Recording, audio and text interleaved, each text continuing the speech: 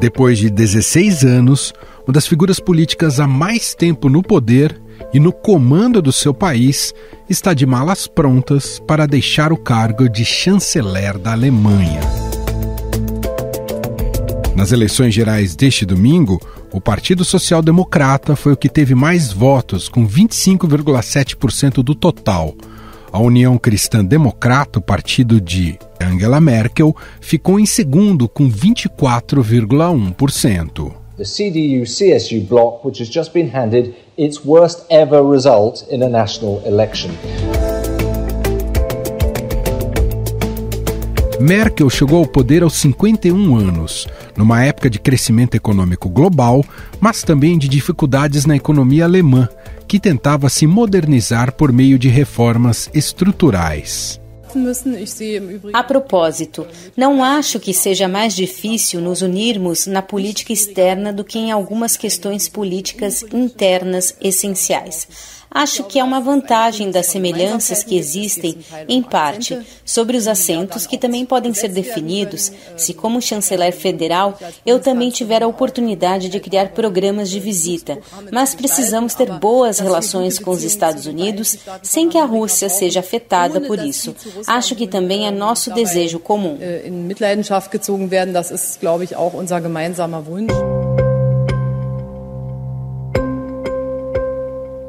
As reformas feitas pela chanceler criaram, em médio e longo prazo, condições para uma queda sistemática do desemprego no país.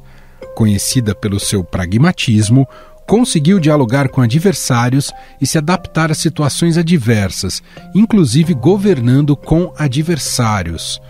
Em agosto de 2006, foi escolhida pela revista Forbes como a mulher mais poderosa do mundo. E ela ocupou o primeiro lugar dessa lista por uma década, de 2011 a 2020. Pelo 9º ano consecutivo, a primeira-ministra alemã Angela Merkel foi considerada a mulher mais poderosa do mundo pela revista Forbes. Merkel, que já apareceu na lista 14 vezes, é a única mulher a comandar uma nação do G20. Na Europa, continente que ela acabou informalmente liderando, Merkel deixou uma imagem positiva. Estudo do Conselho Europeu em Relações Estrangeiras, publicado em setembro de 2021, mostra que os cidadãos de 12 nações da União Europeia admiram e concordam com o caráter político conciliador e cuidadoso da chanceler. No entanto, Merkel vinha perdendo apoio dentro da Alemanha com o passar dos anos. Em abril de 2021, uma pesquisa da Deutschland Trend mostrou que apenas 35% dos alemães apoiavam a atuação da chanceler. Essa queda foi observada principalmente por causa da crise migratória no país. Com a Alemanha recebendo um grande número de refugiados, especialmente da Síria, Merkel pronunciou a seguinte frase: "Nós conseguimos fazer isso." Nós podemos fazer isso, assim como já fizemos muito durante os últimos 11 meses.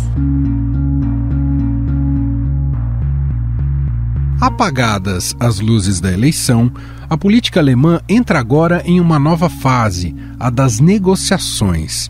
As próximas semanas serão de longas conversas entre as lideranças.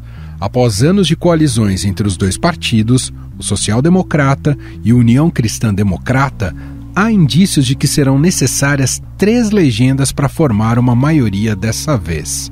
É comum nos sistemas parlamentaristas que o chefe de Estado nomeie um partido para formar o governo, geralmente o que teve mais votos. Mas na Alemanha, todos podem participar das primeiras conversas. Mas, diante desse cenário, quem deve comandar o país nos próximos anos? O nome mais cotado é o de Olaf Scholz, que é o líder do Partido Social Democrata, o grande vencedor das eleições. Ambos os líderes dos 2 principais partidos alemães estão reivindicando o direito de governar depois dessa corrida eleitoral imprevisível. O candidato a chanceler, Olaf Scholz, está fazendo pressão para ser o único partido digno de formar uma coalizão.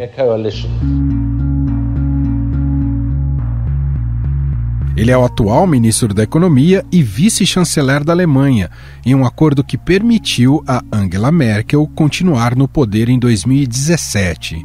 Scholz é advogado, especializado em leis trabalhistas, tem 63 anos, é membro do SPD desde 1975 e foi eleito pela primeira vez para o parlamento alemão em 1998. Também já foi ministro do Trabalho e prefeito de Hamburgo.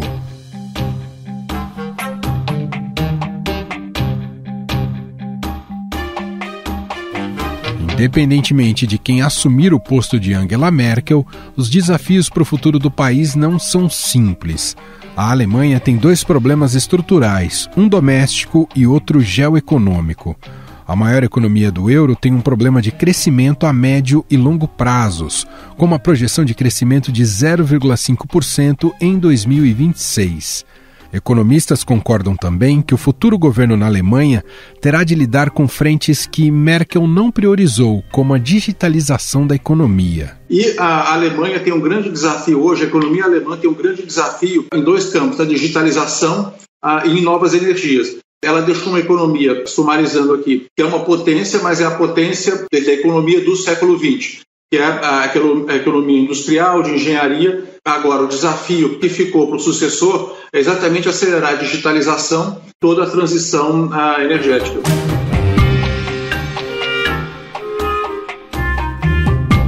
A indústria alemã também tem perdido espaço no mercado externo para a produção da Ásia, sobretudo da China. A China espera que sua economia cresça pelo menos 6% em 2021. O anúncio foi feito nesta sexta-feira pelo primeiro-ministro Li Keqiang durante um discurso na abertura da sessão anual do parlamento. Já para o Brasil, as notícias não são boas. A provável coalizão que se formará na Alemanha será feita por partidos que defenderam fortemente medidas contra as mudanças climáticas. Com uma política pouco voltada para a área ambiental, é provável que tenhamos ruídos, assim como aconteceu com Angela Merkel. Nós temos exemplo para dar para a Alemanha, inclusive, sobre meio ambiente. A indústria deles continua sendo fóssil, grande parte de carvão e a nossa não. Então eles têm a aprender muito conosco. E para analisar esse cenário pós-Merkel, convidamos aqui a doutora em Relações Internacionais pela London School of Economics e professora da ESPM, Carolina Pavese. Olá, professora, seja muito bem-vinda. Olá, é um prazer estar aqui com vocês hoje, discutindo política e eleições, para a gente ver que não é só no Brasil, nem nos Estados Unidos que esse processo é complicado. Aliás, gostaria de começar justamente por este aspecto, professora, entender um pouco mais do processo eleitoral alemão. Queria que a senhora nos explicasse por que se demora tanto tempo, para escolher um novo chanceler e se isso se dá justamente por esse processo de se formar uma coalizão. Exato. Bom, diferentemente do Brasil e dos Estados Unidos, já que eu mencionei, as eleições na Alemanha, elas não são umas eleições diretas para a escolha do primeiro-ministro ou da primeira-ministra, ou chanceler, como eles chamam, né? Na verdade, essa pessoa ela é indicada, ou ela é nomeada a partir da indicação dos partidos, e o partido majoritário, ou seja, quem tem a maioria dos votos para o Congresso, para o Parlamento, consegue indicar o seu candidato para ser chanceler. Então as pessoas, os mais de 60 milhões de eleitores que tinham direito a voto na Alemanha, os que compareceram às urnas ontem, não escolheram, não votaram num chanceler. Eles votaram nos seus representantes para o Congresso, então nas deputadas e deputados. E aí, na Alemanha, a cédula inclui 2 colunas ali de votos, né? O voto ali é por papel, inclusive se permite voto por correio, que a gente está familiarizado com isso pelos Estados Unidos, então a gente sabe que demora um pouco mais, às vezes, essa apuração e cria um suspense extra no resultado das eleições, mas as pessoas votam. Primeiro, escolhem um deputado ou deputada diretamente votando no nome da pessoa, e depois um segundo voto é computado com um voto para o partido. Soma-se, então, quem é eleito em termos de deputados e deputadas diretamente são aqueles que têm a maior número de votos no seu distrito. Então, cada distrito vai ter um representante. Esse representante, então, se a maioria votar para o partido, por exemplo, social-democrata, o distrito inteiro, o representante único vai ser do social-democrata. Não interessa quantos votos têm os outros deputados candidatos ali naquele distrito.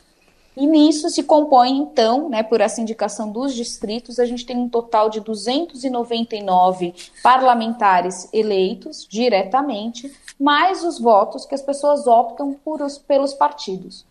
Nisso tudo se faz um cálculo e aí a gente tira o percentual que cada partido vai ter de assentos totais no Congresso.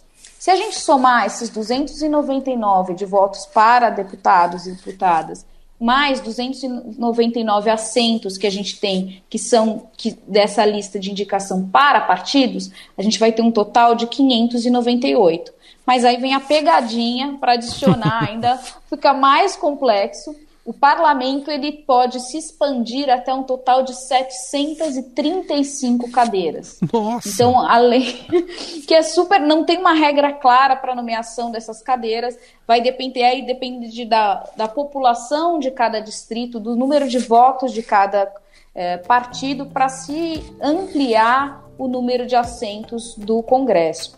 O que se espera é que nessas eleições a gente tenha essa ocupação máxima dos 735 assentos no Congresso. A vitória dos sociais-democratas, assim como um desempenho mais fraco dos conservadores e do próprio partido da Merkel, a gente pode colocar podemos colocar na conta de um desgaste natural do tempo que ela ficou no poder? Não é só um desgaste natural do tempo que ela ficou no poder. E muito se deve à aparição de outros partidos menores que têm ganho mais proeminência, mais projeção dentro da política alemã. Nesses últimos anos, ou pelo menos há mais de uma década, a gente tem tido, nos últimos 2 mandatos da Merkel, uma dobradinha de governo do CDU, que é o partido da Merkel, e do Partido Social Democrata, do PSD, em português, que vai ser o Partido Social Democrático, que são os 2 maiores partidos. O que a gente vê nesse resultado, que se desenha agora, que deve se confirmar dessa forma, é que o social-democrata, que sempre fez essa aliança com o partido da Merkel, ficou sempre em segundo lugar como o maior partido, por isso a Merkel era sempre reeleita, o seu partido tinha a maioria do Congresso, e agora o social-democrata ocupou esse lugar, mas por uma margem de vitória em cima do partido da Merkel de menos de 2%. Então é uma troca de cadeiras, mas muito acirrada, com uma margem muito pequena. O partido da Merkel perde espaço, mas continua sendo um grande partido, agora se consolida como o segundo maior partido. A questão é que o Laschet, que é o seu candidato a chanceler, não é tão popular e sofreu algumas polêmicas, inclusive, que abalaram a sua credibilidade durante a campanha. Então ele não é um nome tão forte para ocupar esse lugar da Merkel. A Merkel fez um ótimo trabalho, com muitas ressalvas, mas tendo se mantido em 16 anos, de certa forma legitima a sua atuação enquanto chanceler, mas ela também não preparou um sucessor ou uma sucessora à sua altura. E aí ficou esse vácuo. Isso é uma questão. A segunda questão, como eu falei, são esses outros partidos que têm ganho mais espaço. E aí vale a gente destacar o Partido Verde, que teve agora o maior número de assentos, de votos, nos últimos 40 anos de existência do partido. Ele se firma como o terceiro maior partido da política alemã e deve levar 15% do Congresso, seguido do Partido Liberal-Democrata e depois da AfD, que a gente conhece, o partido de extrema-direita, e, por último, da esquerda. Então, nessa configuração, houve uma distribuição de boa parte dos votos da Merkel, do partido da Merkel, também para partidos menores que antes não eram tão importantes na política alemã. Esse processo de formação de governo, de formação de uma coalizão, obrigatoriamente se cede espaços para todos os partidos do espectro ideológico alemão? Não para todos os partidos. A formação nesse esquema onde a gente vê uma representação, a gente vai chamar no sistema parlamentarista, o Congresso, como já dá para se desenhar, tem um papel central na política alemã, né? Lembrando que existe até a função de um presidente, mas é um papel muito mais representativo, figurativo, do que em termos de poder político. Quem exerce a função de executivo, mesmo de chefe do executivo, como a gente vai ver aqui no Brasil, que seria o equivalente ao nosso presidente, vai ser a chanceler ou o primeiro-ministro, né, da Alemanha, que é tirado, então, a partir dessas eleições do Congresso. Por que isso? Porque se entende que é fundamental haver governabilidade para se fazer uma boa gestão.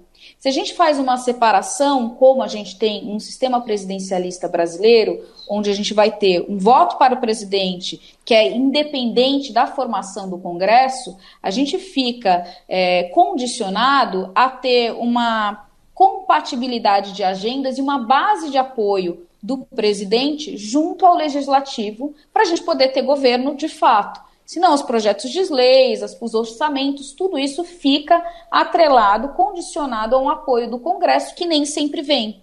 E isso engessa a capacidade de uma governança efetiva. No sistema alemão, não. Como é necessário, automaticamente o chanceler vai ter a maioria do Congresso, porque se ele não tiver o apoio da maioria do Congresso, ele já não consegue nem ser eleito chanceler. E isso possibilita uma governança, pelo menos na teoria, mais eficaz. Para se ter o chanceler, é preciso ter pelo menos uma base de apoio de pelo menos 50% do Congresso. O social-democrata, o partido que está saindo na liderança, ele não vai ter um pouco menos de 26%. Isso faz o quê? Para chegar nos 50%, ele precisa de aliança. Se ele se somar ao CDU, que é o partido da Merkel, que deve ficar em torno de 24%, aí a gente já bate esses 50%, que é a dobradinha que a gente viu nos últimos 2 mandatos. Nas questões domésticas, professora, quais são os principais desafios do novo governo? Bom, o novo governo, primeira questão vai ser definir essa coalizão. Para a gente saber a agenda mesmo e quais serão as prioridades do novo governo, é lógico que o Partido Social Democrata tem a sua agenda e tem as suas propostas.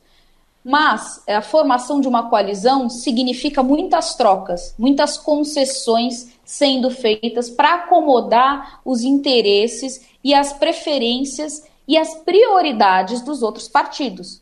Então, dependendo de quem entrar na mesa, de quem apoiar esse governo, a gente vai ter uma agenda política de uma ou de outra forma. Então, está tudo muito incerto nesse sentido. O que a gente sabe é que o Partido Social Democrata vem, como o próprio nome sugere, com uma ênfase maior em questões sociais e prioriza, inclusive, um aumento dos gastos públicos para essas agendas.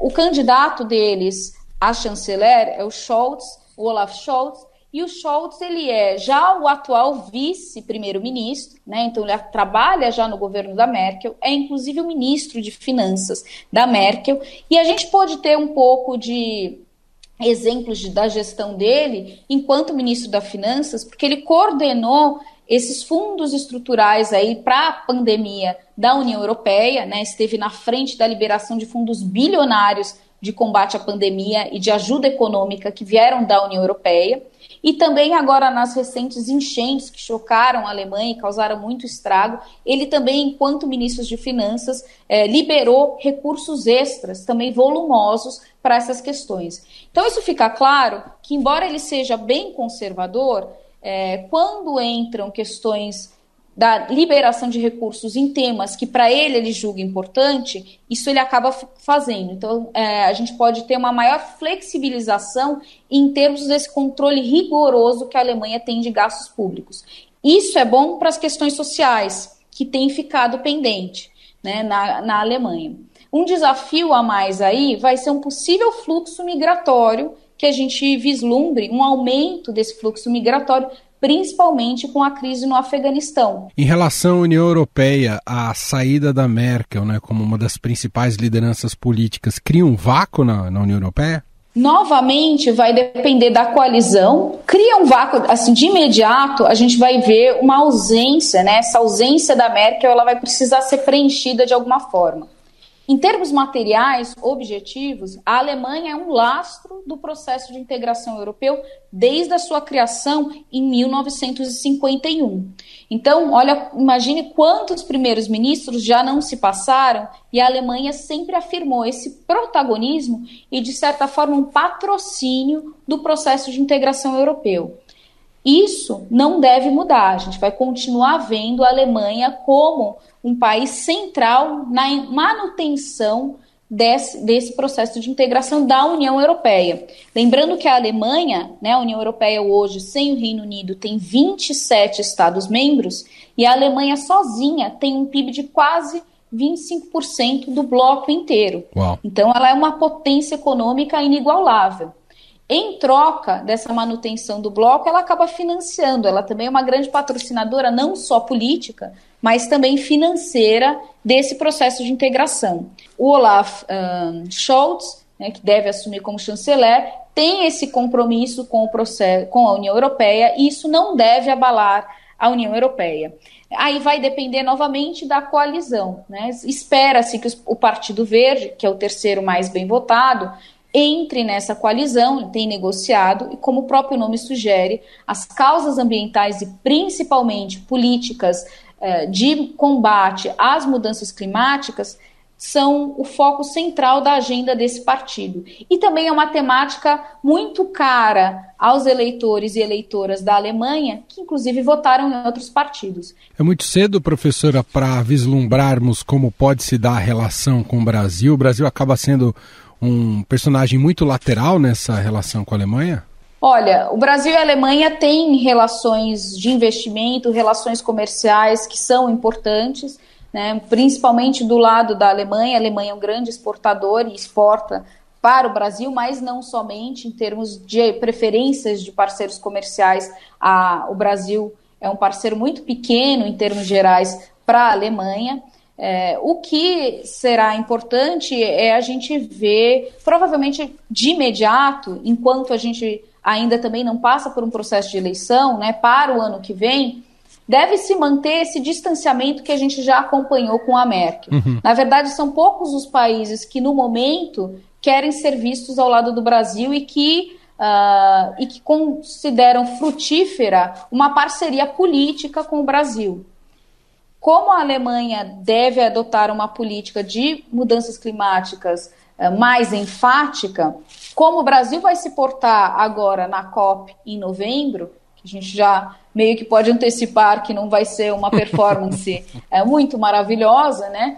Mas o nosso grande trunfo, com toda a crise econômica e política que o Brasil tem, objetivamente, nosso grande asset, que eles gostam de falar em inglês, é justamente a questão da biodiversidade brasileira. Então, o Brasil é um país central, objetivamente, né? Temos condições materiais nessa agenda do clima. Se a gente souber jogar com isso, a gente consegue projetar uma relevância maior nas relações internacionais, no momento onde a conjuntura econômica coloca o Brasil muito abaixo dos indicadores e dos rankings que a gente já ocupou. Mas, considerando a trajetória do atual governo e a agenda do atual governo, é muito improvável que a gente veja o Brasil adotando um protagonismo nessa agenda, o que seria de interesse dos alemães, né? Então pode ser que pós-22, dependendo do resultado das nossas eleições, a gente retorne esses laços com a Alemanha. Muito bem, nós ouvimos Carolina Pavese, doutora em Relações Internacionais pela London School of Economics, professora da ESPM em São Paulo e apresentadora do podcast Chutando a Escada, que é um podcast que trata também de assuntos internacionais. Professora, eu te agradeço aqui pela análise e esclarecimentos. Um abraço e até a próxima. Muito obrigada a todas e todos e até a próxima. Estadão Notícias. Este foi o Estadão Notícias de hoje, terça-feira, 28 de setembro de 2021. A apresentação foi minha, Emanuel Bonfim. Na produção, edição e roteiro, Gustavo Lopes, Jefferson Perleberg, Ana Paula Niederauer, Rafael Nascimento e Júlia Corá. A montagem é de Moacir Biasi. E o diretor de jornalismo do Grupo Estado, João Fábio Caminoto. Escreva pra gente no podcast @estadão.com. Um abraço para você e até mais.